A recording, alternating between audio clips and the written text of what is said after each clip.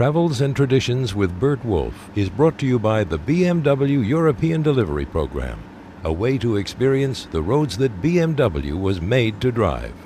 BMW European Delivery Program. And by Swiss International Airlines, flying to over 70 worldwide locations. Truly Swiss-made. Swiss International Airlines. And by Sherry Lehman on Park Avenue in New York City, offering wines for over 75 years, with an inventory of wines from all over the world. SherryLehman.com. And by the Signet Foundation, raising funds for those in need through art-related initiatives, contributions to UNICEF and animal welfare organizations. The Signet Foundation.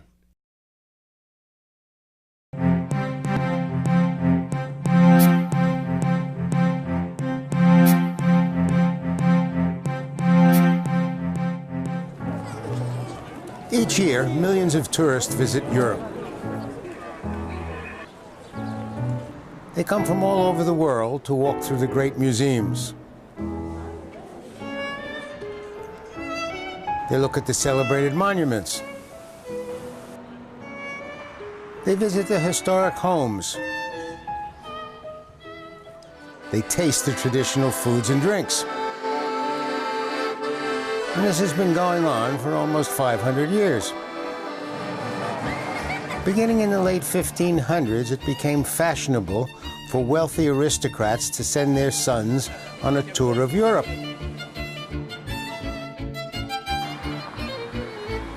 In the hope of completing their education with a look at Europe's classical art and architecture. Eventually, it became known as the Grand Tour. They saw the great Gothic cathedrals of France, the Renaissance frescoes of Italy,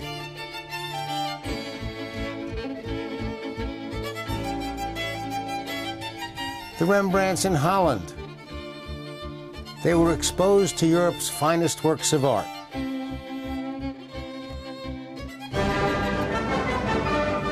But they were also exposed to a variety of less scholarly experiences.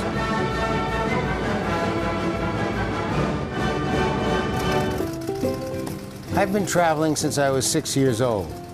My mother would put me on a plane and I would fly by myself from New York to Boston, where my aunt would pick me up and take me to see everything she thought I was old enough to appreciate. I loved it. The Toll House cookies were the best. Traveling always brings back my sense of childhood wonder. It takes me away from the familiar comforts and the security of my home. Suddenly I am alone, have a heightened sense of awareness. I'm forced to pay attention to everything that is going on around me because it's all new. The Swiss travel writer Nicolas Bouvier said that when you travel, you are more open to curiosity, to intuition, to love at first sight. That's why I always bring a new pair of glasses, and it's how I met my wife. During the past few years, I have made 2 alterations in my approach to travel. First, unless there is a special reason, I like to travel to a particular location when most other people aren't. If you avoid the peak travel periods, almost everything is easier and less expensive. You don't want to show up in Asia during the weeks of the Lunar New Year celebration, usually in late February or March. Everyone is coming home for the holidays, and it's fun, but it's a madhouse. I often go in the early spring or the fall, and I never worry about the weather. I remember what my youngest son tells me. There's no bad weather, there's just inappropriate clothing. And that from a 5-year-old. This is the first of a series of programs that present my personal, slightly offbeat Grand Tour of Europe. I decided to base them on one of the modern river cruisers. They offer the extraordinary convenience of having your hotel come to you as you travel. This is the Ama Dolce, which is one of the Ama waterway ships. We started in Amsterdam in early November. Amsterdam is one of my favorite cities. It's filled with art, architecture, great museums, and places to shop. One of the guides on the Ama ship told me about Amsterdam's Museum of Handbags and Purses.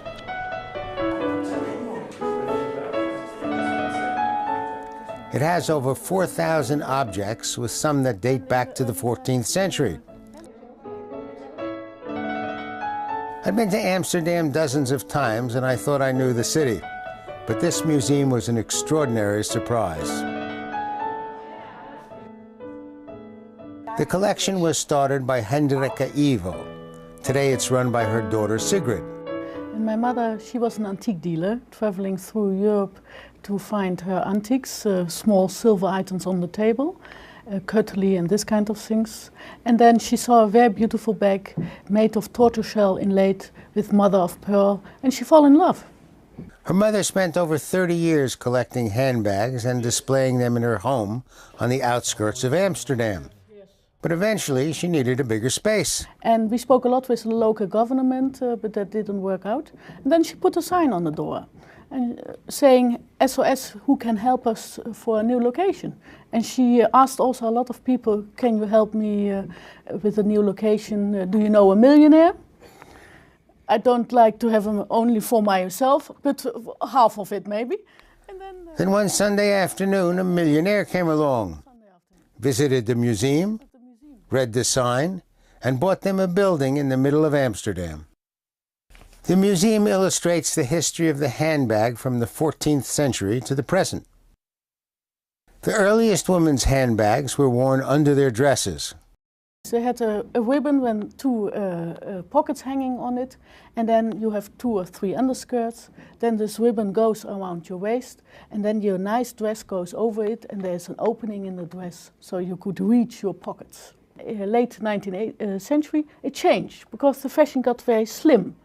And we are looking back to the Greek and Roman periods, and the waist goes up into the breast, and then you get very slim, tiny dresses. They have to look like a Greek dress, because that was fashionable in that period. And they were made of fine mousseline or very fine material, sometimes very transparent. So then you can't wear these pockets beside. And then you see that the ladies wear for the first time the bag in the hand. And what did they put in their bag? A coin purse, you had a letter case for your letters, they were writing a lot.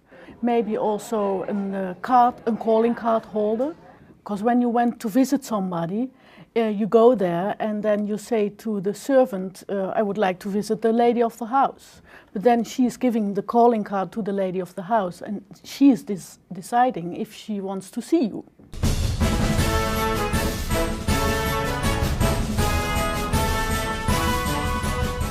I've always wondered about the Queen of England. What does she have in her handbag? Cab fare?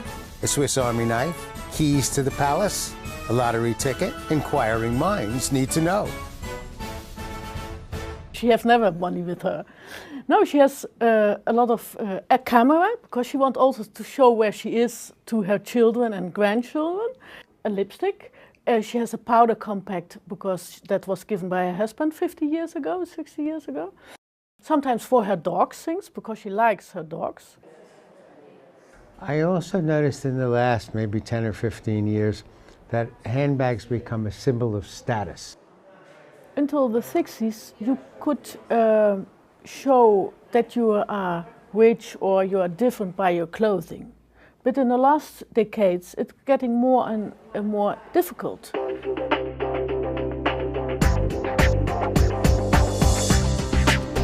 Because what we see on a fashion show in Paris or Milan or New York, you can buy it a little bit later in the shops, and you can buy it expensive or cheap. It's copied all well. So it's very difficult to be different. And that you see that these big brands, they come with handbags, because that's something you can show that you can be different. But not everything what's in fashion will fit you very nice. But the handbag will always fit you. So it's for the brands have more emphasis on the handbags, because everybody can buy a handbag from a brand if you have the money, of course. But everybody will shoot a handbag. Everybody will fit a handbag. You may not be able to get into that dress, but I Exactly. certainly can carry that handbag. Yeah. The handbag is the soul of women, because all your personal items go into it, and you don't want to show it to other people. But there are also a lot of things ladies don't want to tell about. For instance? That I can't tell you, because that's a secret. Quite honestly, I think this is one of the most interesting museums I've ever seen, and I strongly recommend it. At lunchtime, we headed back to the ship. Each day on board, there was a buffet with appetizers, soups, sandwiches, cold cuts, breads, a salad bar, 2 main courses, one of which is usually a carving station, a dessert table. Delicious. I love ice cream. A cheese board, and fresh fruit. One of the keys to an enjoyable river cruise is the knowledge of the cruise directors. They need to know what is going on in town and the right time for you to make your visit. At the suggestion of the AMA Waterways cruise director, we spent the afternoon on a tour of the Hermitage Museum. It's an old building. It's an Amsterdam building. It's a landmark building on the river Amstel, which is interesting because the Hermitage Museum in St. Petersburg is also on the river, on the Neva. Well, the relationships between Russia and the Netherlands are very old. Peter the Great already came in the 18th century to Amsterdam to get inspiration for his new city, St. Petersburg. And the museum in St. Petersburg is very large, and they really wanted to share their collection with the rest of the world. And since we already here in Amsterdam organize so many exhibitions from the collection of St. Petersburg, naturally we sort of started talking about a way of cooperation. Then this wonderful building came available, and then finally in 2010 we decided to open up this beautiful museum. What we do here is we make exhibitions. We make large, big exhibitions every 6 months from the holdings of the State Hermitage Museum, but also from other museums. So in the future we will work with other museums too. Behind me now you see part of the new exhibition we have on Alexander the Great, which we're doing exhibitions on Rubens, we're doing exhibitions on Russian icons. They're all exhibitions with topics you can't find in Dutch museums. And one of the most beautiful things is a golden crown we have here from the beginning of the 2nd century. It's a building from 1683 and actually built not for a museum, but built for old ladies, to take care of old ladies. It was a church institution, and it stayed that way until 2007, when the last person left the building and we could start renovating and building a museum here. This is the Amstel River, which is the heart of Amsterdam. And you can see also all the big houses are here. And it's interesting that this building is on the central river here in Amsterdam, like the State Hermitage Museum is in the center of St. Petersburg. This used to be a church. It was a Protestant building, so everybody came here every Sunday to have their supper here, but also went to the church. So this, what you see here, is the organ, which was given by a lady called Mrs. Kanteler in 1810 for the dinners here. And now we have sort of changed it in a different room. We have music and concerts here. But you see some of the things here still. And what we try to do is also to make modern design in all design. That's why we did this lamp, which it's very interesting because you think it's paper, but then in the end you see it's all very, very thin porcelain. It's very difficult to make. And of course the nice thing is you see here the garden and you see the river there. This is a bleaching field where people used to bleach the laundry. And this used to be in Amsterdam everywhere. So Where they do the laundry? They do the laundry, they do it on the grass and then it bleaches. And our architect sort of reinvented this whole thing. I should have brought my laundry.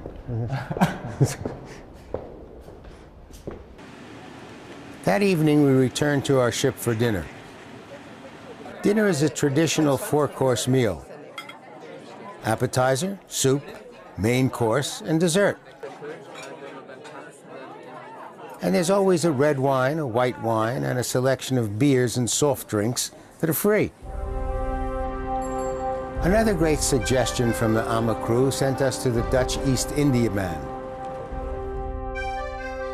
The period between 1579 and the end of the 1700s is described as Amsterdam's golden age, and much of that gold came from importing spices from the islands of Bali, Java, Sumatra, Borneo, and New Guinea, islands which are now part of Indonesia.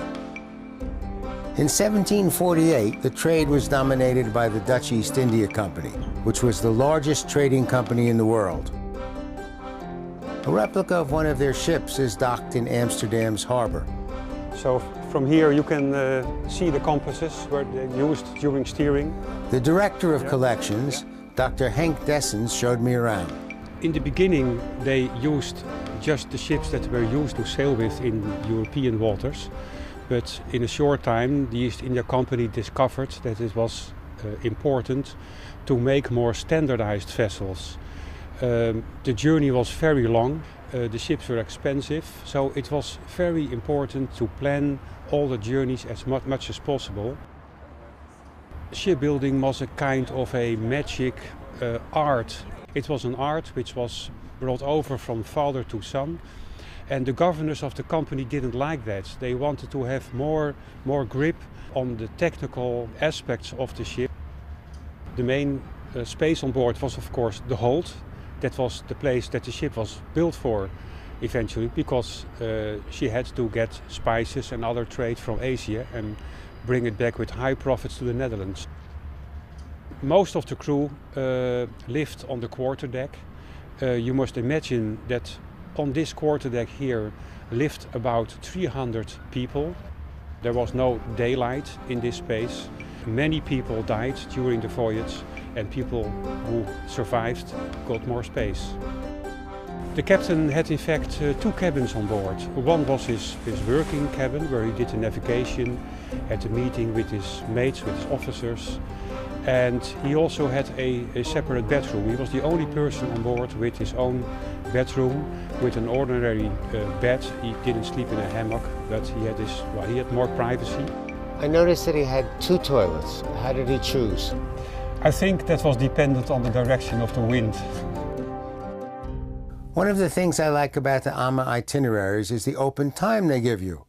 You can do whatever you want to, and the staff supplies you with the information you need to make the best use of the time, which I spent shopping.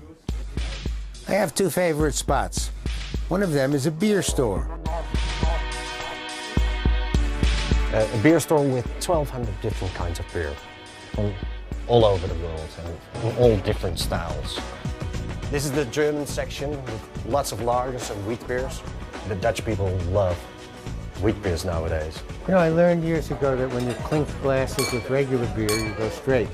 But if you have a wheat beer, you only clink the bottom.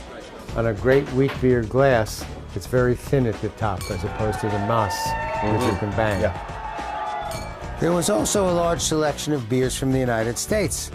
It appears that small breweries in the U.S. are experimenting with different styles and that they are becoming more and more popular in Europe. Because the hoppy beers are getting very, very popular with the real beer geeks. But what is also very popular are the Belgian ales. That's where the beer lovers start their hobby. And the Belgian beers are very accessible. St. Arnold, the patron saint of brewers, is credited with spreading the brewer's skill throughout Belgium. He was curious as to why the rich seemed to live longer than the poor, and he finally decided it was because they drank beer instead of water, and he was absolutely right. For centuries, the safest thing to drink was beer. Today, Belgium produces over 600 different beers, and beer experts have chosen some of them as best of class worldwide. The beer brewers of Belgium are the great artists in the business, and one of the oldest brewers is Lindemans. It's been in the same family for over 200 years. Their most unusual beers are called lambics. Lambics are fermented by natural yeast in the air, and the fermentation process takes place over many months in wooden barrels and tanks. Lambic is the meeting point between a beer and a wine. It's made from wild yeast in a process that's very similar to that used for making sherry. And like a sherry, it's aged for years in wooden casks. Some lambics are blended together and aged to make a gueuze, which has a wine-like flavor and complexity. Lambic brewers never want to make the slightest physical change to their brewery buildings because it might disturb the yeast. Belgian beers are also fermented with cherries to produce a drink called kriek, or with raspberries to make a brew called framboise. Kriek is the Flemish word for black cherry. Lindemann adds cherries to their lambic, and the fresh, pure fruit flavor makes a great pairing with the tart complexity of the lambic.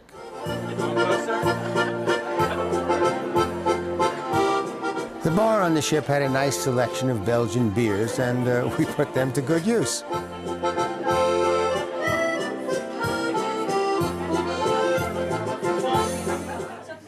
The next shop we visited is one of the finest shops in the city. It's called the Cheese Room of Amsterdam, and it carries over 400 different cheeses. The owner is Luc Delour. He took me through the shop and had me taste an assortment of different cheeses, pointing out that as cheese gets older, it gets stronger, as opposed to my own pattern, which appears to be quite the opposite. And this is organic. They add nothing. Yeah, just milk. You are. Now. Well, it's made a very different taste. Yeah. Yeah, but there are also different farmers. Eh? Every farmer has his own specialty of making cheese. Like the winemakers. Yeah, exactly. Yeah. Cheese is one of our oldest foods, dating back at least 3,000 years. One theory is that someone in Central Asia or the Near East was carrying milk in a bag made from the stomach of a calf, and the acid in the stomach, known as rennet, interacted with the milk and caused the liquid whey to separate from the solids known as curds. The liquid was drained away, and the curds pressed together to form the solid cheese. In terms of survival, cheese has some distinct advantages over milk. It lasts longer than milk without spoiling, it's easy to carry, and it takes up less space, about 1/10 of the volume of the milk from which it was made. I only have one problem with cheese. If some cheeses are aged for months, even years by the cheesemaker, how come they only last for a few weeks in my refrigerator? Some kind of manufacturer's built-in obsolescence? Inquiring minds need to know. What do you call it? Sticky finger. You want to smell? No, thank you. Okay.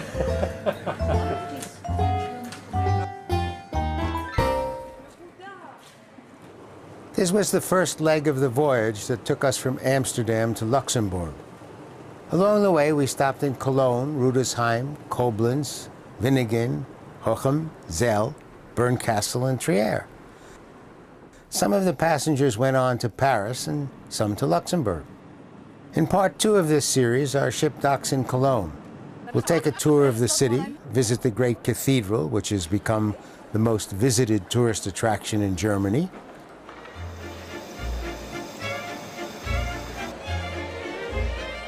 Stop into a museum that is totally devoted to chocolate. And if it's warm and fresh, it's a lot better. And serves a chocolate drink that made my day.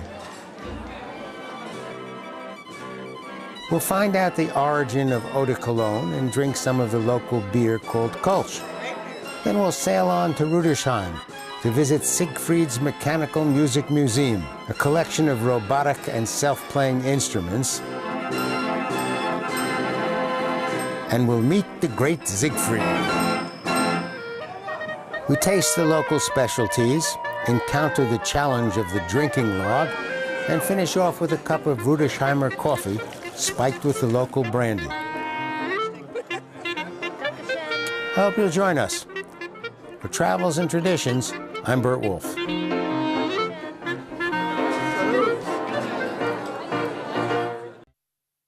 For a printed copy of this show, send a stamped envelope and $3 to this address. Please mark envelope with show number. The same information is available free on burtwolf.com.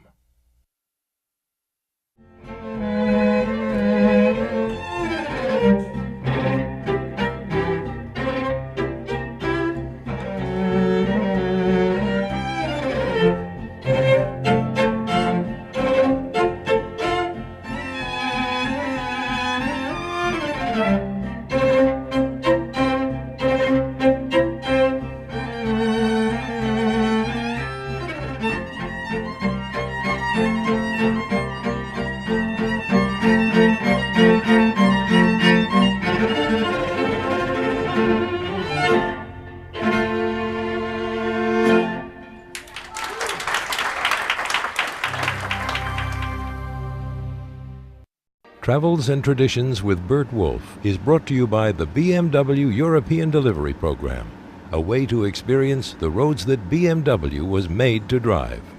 BMW European Delivery Program. And by Swiss International Airlines, flying to over 70 worldwide locations. Truly Swiss-made. Swiss International Airlines. And by Sherry Lehman on Park Avenue in New York City, offering wines for over 75 years, with an inventory of wines from all over the world. SherryLehman.com. And by the Signet Foundation, raising funds for those in need through art-related initiatives, contributions to UNICEF and animal welfare organizations. The Signet Foundation.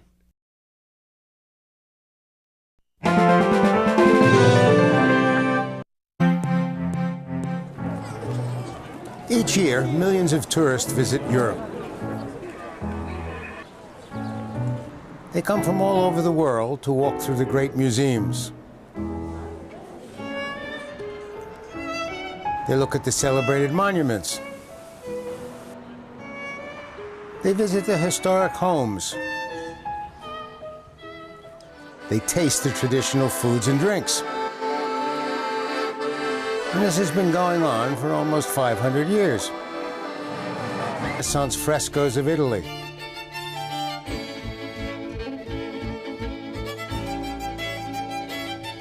The Rembrandts in Holland. They were exposed to Europe's finest works of art.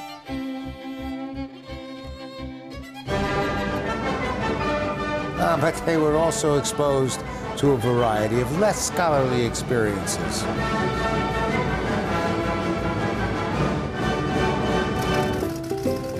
I've been traveling since I was 6 years old. My mother would put me on a plane. Travels and Traditions with Burt Wolf is brought to you by the BMW European Delivery Program, a way to experience the roads that BMW was made to drive. BMW European Delivery Program.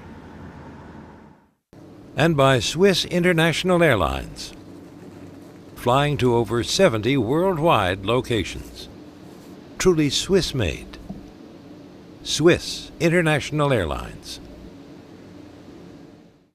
And by Sherry Lehman on Park Avenue in New York City, offering wines for over 75 years, with an inventory of wines from all over the world. SherryLehman.com.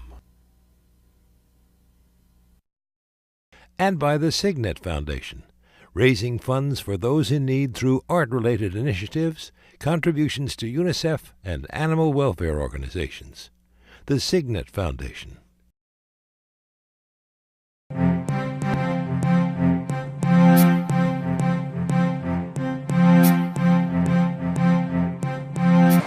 Beginning in the late 1500s, it became fashionable for wealthy aristocrats to send their sons on a tour of Europe.